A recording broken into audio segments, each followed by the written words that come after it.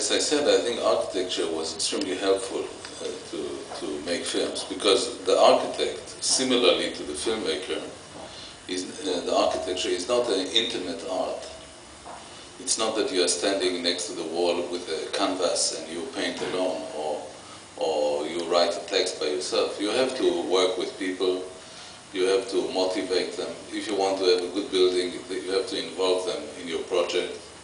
You also, the architect, have to find ways that the developer or the bureaucrats from the city hall will not destroy his project. The filmmaker has to find ways to talk to his producers and to make sure that his film that he does remains coherent. And also, intellectually, I think these two mediums, they are dealing with the way that we translate words into shape. We give shape to words. I mean, an architect will be asked to, let's say, design a small stage of a theater, but this is words. It doesn't have a form. Then he will decide, he or she, that these walls will be dark or not, that there will be, the seats will be on this shape, the disposition of the seats to the screen or to the stage will be so and so. So there are a lot of formal decisions. And I think that the cinema that I like has to find formal solutions. It's not just narrative or stories. The story is part of it. But I think that in that sense, the Hollywoodian cinema insisted too much on the screenplay. And cinema is also shape. And I think great director like Pasolini or Rossellini, or I mentioned Fassbinder the other day, they all were into giving shape to the films. And so it's not just an argument, it's not just a subject matter, you have to find shape. And so in this period that I was being in Paris, I knew that I had to educate myself, because I never studied even 1 hour of filmmaking.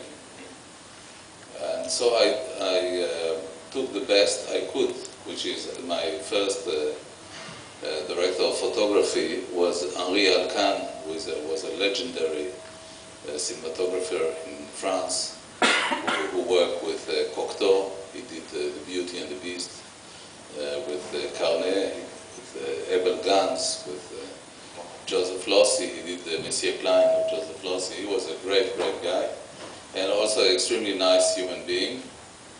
And I had the audace to write him a little letter and ask him if he would shoot my very first feature film, and which I was shooting in Israel at the time. It's called Esther, and it's a biblical fable about a kind of cycle of repression.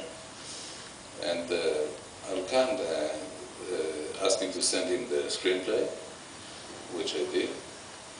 And then he told me in a very short phrase, he said in French, "C'est m'intéresse, I'm interested."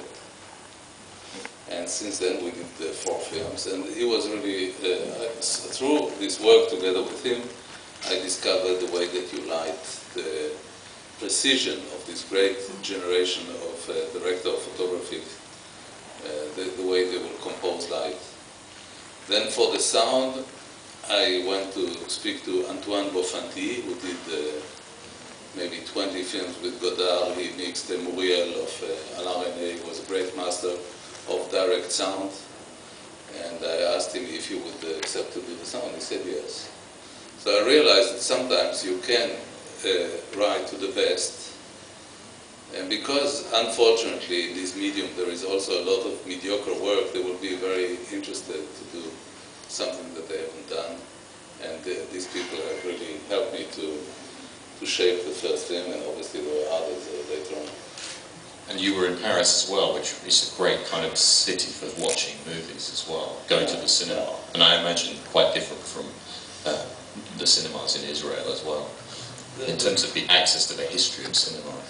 The cinemas in Israel in the 60s were not bad. I mean, they were showing the great European masters and some Japanese films, and they were not bad. But it's true that, let's say, in my family, cinema was not considered a major art. So they were much more into architecture or literature or theater than cinema. to absorb in my own rhythm works of other filmmakers. And you began, as you say, with the Super 8 camera, and then you made a number of short films, short documentaries, and then in the 1980 onwards, you were making feature-length documentaries, which were exploring some of the issues I was mentioning earlier. And then with that film, Esther, that was your first kind of dramatic feature film. Can you talk a bit about that transition from, because you could have just, I know you've gone back to documentary quite a few times, but you could have remained as a documentarist, asking those questions that needed to be asked. But what led you towards constructing fiction? No, I started speaking about it a bit yesterday. I think that there are, I'm not so much for docudramas, what it's called. So I'm not for fusing the boundaries between fiction and documentaries. I also don't think that there is supremacy of one medium on another. For me, the great documentaries are great cinema. Yeah. They are not reportage. There is a difference between reporting of the evening news, which for me is not documentaries, and great documentaries. But there are great documentaries. So, and I think that the difference is, like I started to say yesterday, for me the code of ethics of the documentary is much more strict, should be much more strict. It's not something of a law, but it's the filmmaker with himself or herself than the fiction, because these people are not actors or actresses, and so you have to be aware that the film could do something to their life which they are not trained to deal with after the film is done. So it takes a different kind of sensitivity when you do documentaries. That's why I like so much documentaries, because in documentaries also, for me, the great documentaries, there is a limit to your intervention. I don't like the documentaries which fabricate the scene, because then it's really fiction. So you are really an observer. You say that you watch the way people move, the way they talk, what they tell you, and this is by itself enough, and that's it. So it's a very precise boundary. In fiction, obviously, you can shape all of that. You can give instructions. You can move. You can create the choreography that you want of the movement, and that's in the film. That was shown today, Disengagement. I was working a lot on the choreography of the shot, working so much that it would look as natural, as non-directed. Because for me, the best directing is really when it defies the directing. For instance, I get sometimes bored when I see film that you see the directing.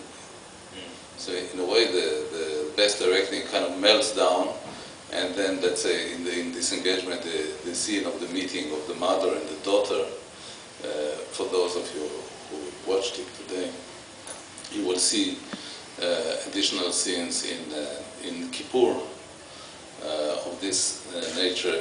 It's kind of the scenes that I like to achieve, but this is a different medium. I lost your question. The question was about documentary, but why you moved into kind of more fictional films, but don't worry about that. This is an interesting point about what you're saying about the directing that is in a way almost invisible. And it leads on to another question I had about the long take, because that's obviously a kind of a formal way of presenting things, of witnessing things, and letting a viewer kind of absorb and watch and look at them for a long time. When did you sort of discover that as a tool? Because obviously it's something that you've used many times.